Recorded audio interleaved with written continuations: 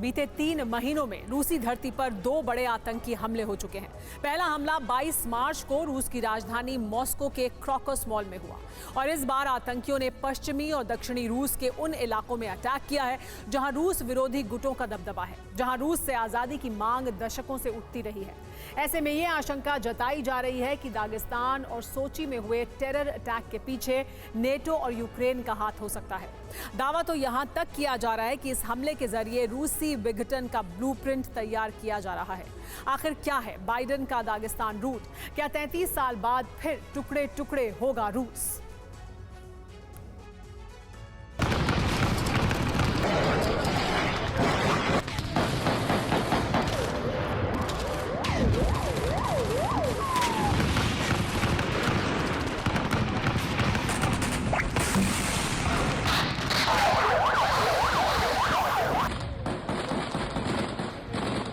बीती रात रूसी फेडरेशन के 2 इलाके आतंकी हमलों से दहल उठे।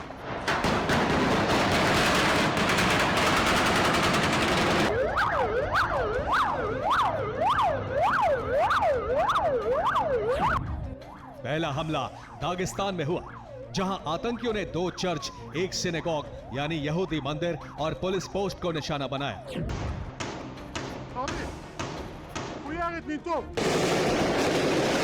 वहीं दूसरा बड़ा अटैक रूस के सोची शहर में हुआ।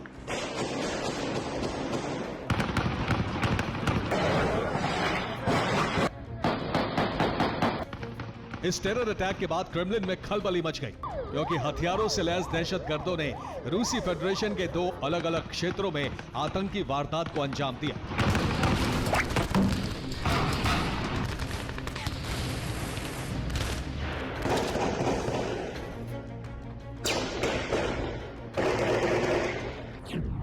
जहां पहला अटैक कैस्पियन सी के पश्चिमी छोर पर मौजूद रिपब्लिक ऑफ दागिस्तान के डरबन शहर में हुआ, तो वहीं दूसरा आतंकी हमला ब्लैक सी के पूर्वी छोर पर मौजूद नॉर्थ कॉकेशस के सोची शहर में हुआ। रूस की नेशनल एंटी टेररिज्म कमेटी के मुताबिक आधा दर्जन से ज्यादा आतंकियों ने दोनों इलाकों में ताबड़तोड़ गोलीबारी की। कुछ जगहों पर भीषण आगजनी की भी तस्वीरें सामने आई।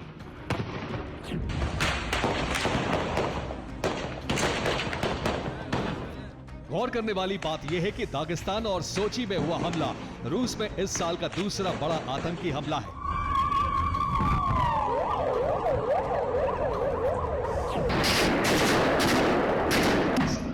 इससे पहले मॉस्को के क्रॉकस मॉल पर आतंकी हमला हुआ था, जिसमें 150 से ज्यादा लोग मारे गए।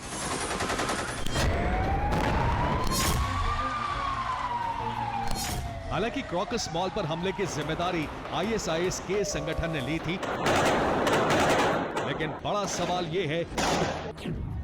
सवाल यह है कि दागिस्तान सोची को आतंकी हमलों से किसने दहलाया?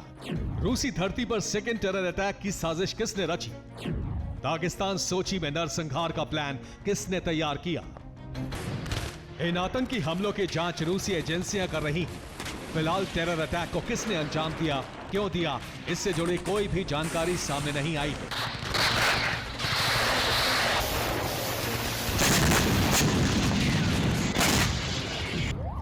मगर इसी बीच रिपब्लिक ऑफ दागिस्तान के नेता अब्दुल खाकिम गटजिएव की तरफ से एक बयान सामने आया है। वो ये,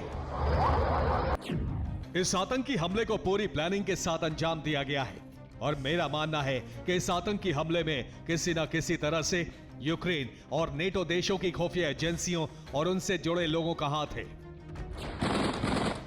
तो क्या दागिस्तान और सोची में जो आतंकी वारदात हुई, उसके पीछे की वजह रूस यूक्रेन जंग है? क्या रूसी फेडरेशन को दहलाने के लिए यूक्रेन और नेटो की खुफिया एजेंसियों ने टेरर अटैक की साजिश रची?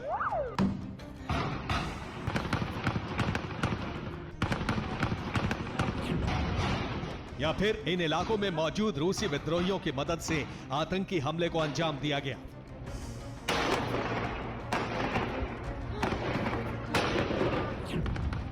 आशंकाएं तमाम हैं, क्योंकि जिस वक्त दागिस्तान में अटैक हुआ उसके ठीक बाद अबखाजिया बॉर्डर के पास रूसी शहर और बड़े एयरबेस सोची पर भी आतंकी हमला हुआ। ऐसे में कुछ रिपोर्ट्स में यह भी दावा किया जा रहा है कि क्या अमेरिका और नेटो ने रूसी विघटन के दशकों पुराने प्लान को फिर से एक्टिवेट कर दिया है। क्योंकि आज से ठीक 1 साल पहले अमेरिका के एक सांसद लिंडसे ग्राहम ने एक दावा किया था, वो ये: रूस यूक्रेन जंग में पश्चिमी देशों की भागीदारी के पीछे एक मकसद है, जो कि रूस को हराना नहीं बल्कि रूसी नक्शे को खंड खंड करना है। तो क्या इस प्लान को धरातल पर उतारने का काम बाइडेन ने शुरू कर दिया है? क्योंकि कुछ रिपोर्ट्स में यह खुलासा हुआ था कि वॉशिंगटन की EIR यानी एग्जीक्यूटिव इंटेलिजेंस रिव्यू नाम की एजेंसी ने यह प्लान तैयार किया है।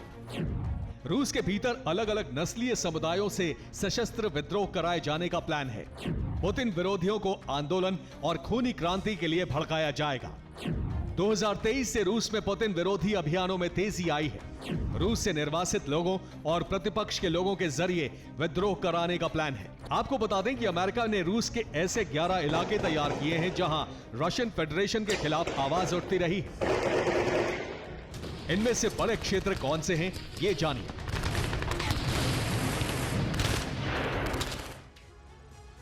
रूसी नक्शे में ऐसे कई इलाके हैं जहां बीते कई दशकों से आजादी की मांग उठती रही है। आशंका जताई जाती रही है कि रूसी फेडरेशन के इन्हीं इलाकों में विद्रोह भड़काने की साजिश रची जा सकती है। आखिर वो इलाके कौन कौन से हैं, ये भी जान लीजिए। रूसी फेडरेशन में आने वाला Tuva, Chechnya, Tatarstan, Ural Republic, North Caucasus, Karelia, Kaliningrad, Oblast और कुमान, सर्बिया Republic, the Far East Republic और रिपब्लिक ऑफ दागिस्तान। यही वो 11 क्षेत्र हैं जहां से रूसी सरकार के खिलाफ आवाज उठती है। इन क्षेत्रों के रूस विरोधी संगठन स्वायत्तता की मांग करते रहे हैं। दावा किया जाता रहा है कि इन्हीं क्षेत्रों में रूस विरोधी गतिविधियां लगातार होती रहती हैं।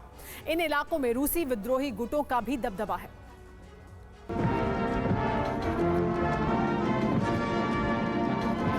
साल 1991 में सोवियत रूस का विघटन हुआ। उस दौरान रूस समेत 15 अलग अलग देश बने।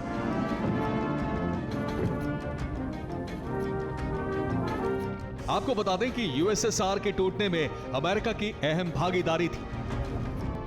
और अब दावा किया जा रहा है कि यूक्रेन जंग के बीच इन 11 इलाकों को दहलाकर रूसी विद्रोहियों को भड़काकर फिर से रूस को खंड खंड करने का ब्लूप्रिंट तैयार हो चुका है, जिसका मकसद है रूस के अंदर अशांति और पुतिन के खिलाफ विद्रोह पैदा किया जा सके।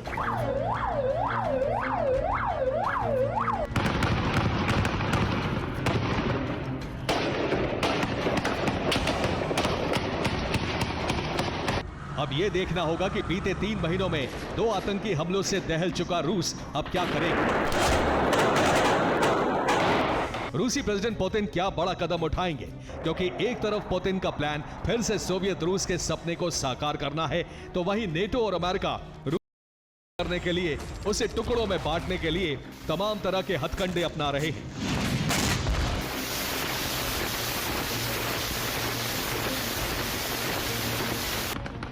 ऐसे में इस साजिश का पुतिन किस अंदाज में जवाब देते हैं, ये आने वाले चंद दिनों में साफ हो जाएगा।